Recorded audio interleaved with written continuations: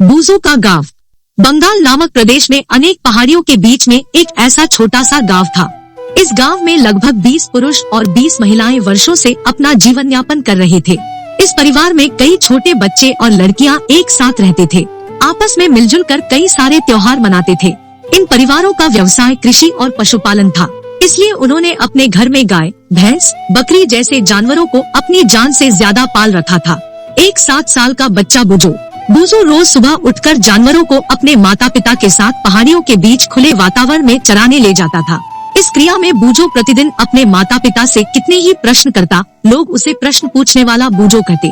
कुछ प्रश्नों के उत्तर बूजो को मिल जाता था और कुछ प्रश्नों के उत्तर नहीं दिए जा सकते हैं।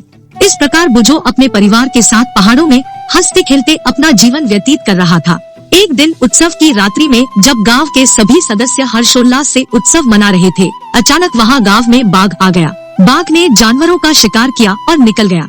जैसे ही गांव वालों को इस बात का पता चला, उन्होंने एक साथ मिलकर यह निर्णय लिया कि कोई भी त्योहार रात के समय न हो और बच्चे और महिलाएं पूरे दिन घर से बाहर न निकलें। इसके अलावा उन्हें सुरक्षा भी देनी चाहिए।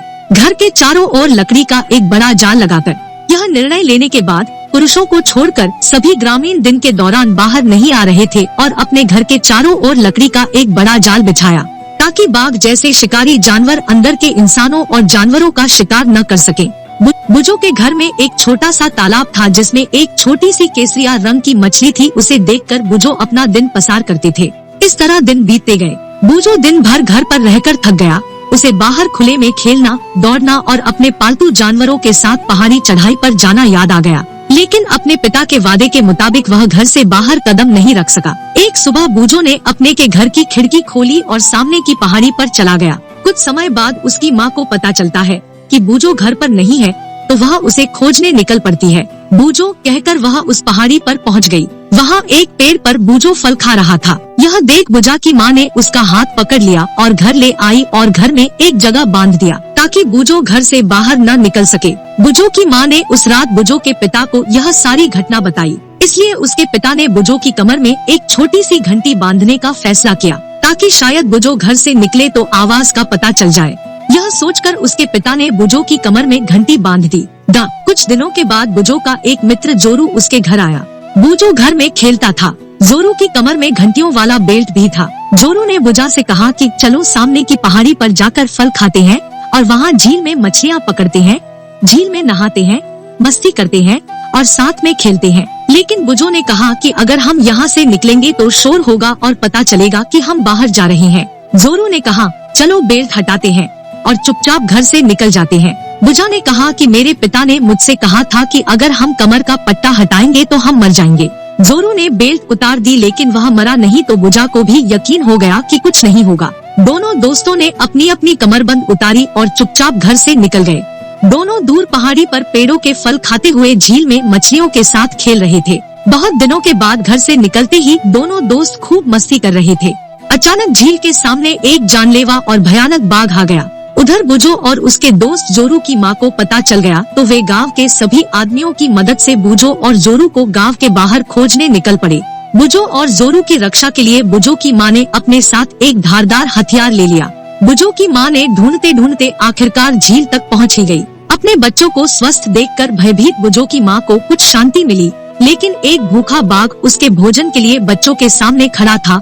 इसलिए बूजो की माँ ने दोनों बच्चों को घर जाने को कहा। दोनों बच्चे तेजी से झील से बाहर निकले और सड़क की ओर भागने लगे। बाघ अपने आज के भोजन को देख ही रहा था कि वह बूजो की माँ की ओर दौड़ने लगा। बूजो की माँ बाघ को पहाड़ी घाटी वाली सड़क की ओर ले जाना चाहती थी, इसलिए बूजो की माँ ने दौड़ना शुरू कर दिया और बाघ उसके पीछे भागने लगा। दोनों बच्चे दौड़े दौड़े अपने परिवार के पास पहुँचे, लेकिन इधर बूजो की माँ बाघ का शिकार बनने जा रही थी और बूजो की माँ नाले के ठीक ऊपर खड़ी थी। बाघ ने एक बड़ी छलांग लगाई और बूजो की माँ पर हमला कर दिया। अंततः ग्रामीण वहाँ पहुँचे। बाघ और बूजो की माँ को नहीं देखा तो बूजो और उसके पिता भी रोने लगे। थोड़ी देर बाद बूजो की माँ बूजो बोली। बूजो की माँ झाड़ियों में लटकी हुई देख सभी हैरान रह गए। सबने उसे निकालकर जमीन पर लिटा दिया। उन्हें दवाई देकर घर लाया गया। कुछ देर बाद बूजानी की माँ को होश आया और उसने अपने बच्चे को गले से लगा लिया। बूजो ने वादा किया कि आज के बाद वह बिना पूछे कभी घर से बाहर नहीं निकलेगा।